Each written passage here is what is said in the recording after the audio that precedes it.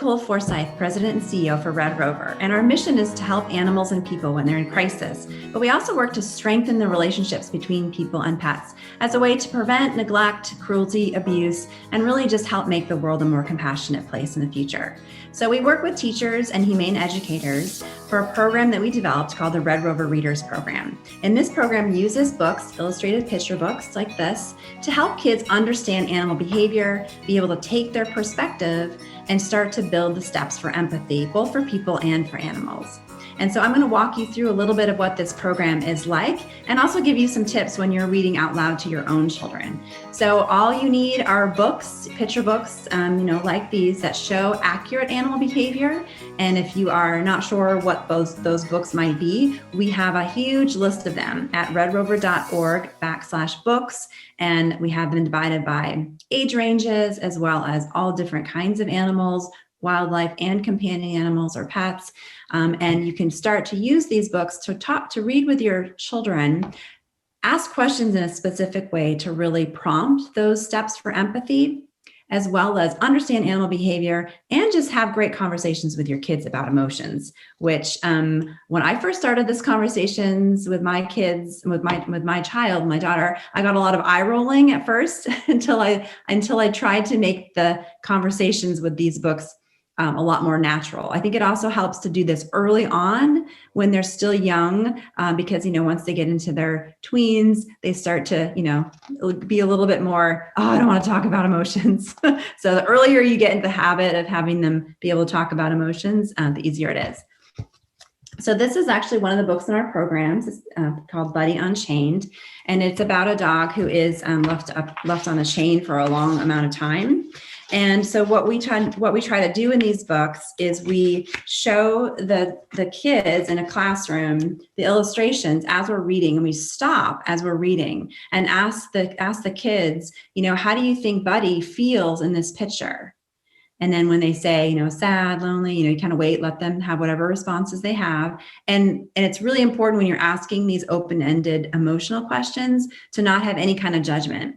So if this child says, oh, I think he looks happy, you don't say, no, he's not happy. You say, oh, why do you think he looks happy? How do you look when you're happy? What does your face do when you're happy? Can a dog feel happy? Like, you just start to ask more questions rather than telling them they're wrong with these kinds of questions, because it's all about their emotions and where they're coming from. And so you can quickly shut someone down from sharing if you immediately go to judgment. So trying to just have an open conversation about how characters in books are feeling is a great way to just practice having those types of open-ended conversations. So for this picture, we would say, how do you think Buddy feels in this picture?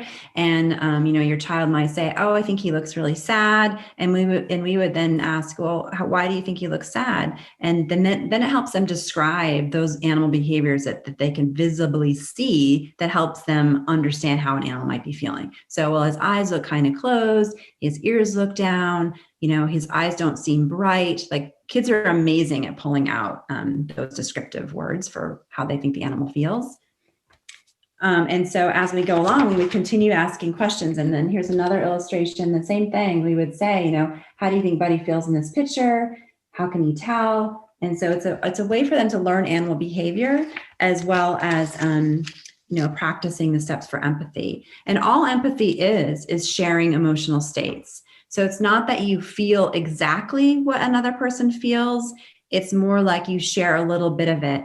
And, it's not a negative emotion. So I think a lot of times people confuse empathy with sympathy. And empathy is really just sharing a sense of connection.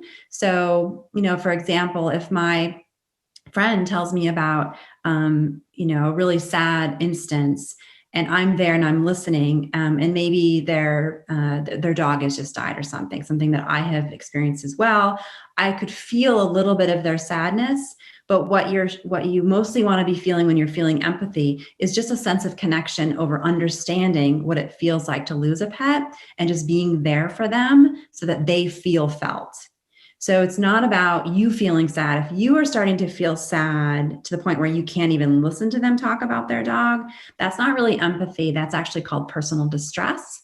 And that's more around a feeling you're thinking about your own situation in that case. You're thinking about your own dog that passed away. And that's a different emotion than empathy. Empathy should really bring about a feeling of connection and not a feeling of distress upon the person. So that's what we're geared towards, is trying to help kids, understand the perspectives of characters through books so that they can practice those steps for empathy. And you can't feel empathy unless you understand what an animal might be feeling. So that's why it's really important to look at the animal behavior, have them learn, what does a play bow? What does a dog look like when they're playful? What does a dog look like when they're sad? And really important is, what does a dog look like when they are feeling aggressive or fearful?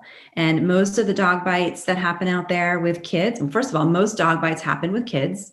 And the reason is because a lot of times kids haven't learned some of those boundaries, and they're not learning how to read animal behavior yet for those signs of when a dog might be fearful. And the fear biting is often the most common type of biting. If a dog is chained up or on a leash, that fear behaviors intensify if they're behind a fence. So a lot of dogs have fear and aggression when there's a barrier. And the basic reason for that is they feel trapped. So if they feel trapped, they're more likely to be aggressive because they're scared. So those are the kind of things you'd want to work with your kids on, not to approach a dog that's chained up, not to approach a dog in a car with an open window, up against a fence. Those are really great things to teach kids. But in addition, teaching them, what does fear look like in a dog? And there's some great examples from this Bunny Unchained book, as well as other books in our program that are also on that website, redrover.org/books, to really show some of this behavior. And the program that we do in classrooms, RedRover Readers, goes step by step into all of the different behaviors, both for kids to practice empathy, as well as to understand them better so they don't get bitten by dogs, and also so they have a stronger relationship with their pets. And of course, we don't just cover dogs. I'm focusing a lot on dogs, but we have books about dogs. We have books about horses. This is one called The Horse Lucky. We have cat books, guinea pig books, even chicken books. A lot of people have chickens as pets now.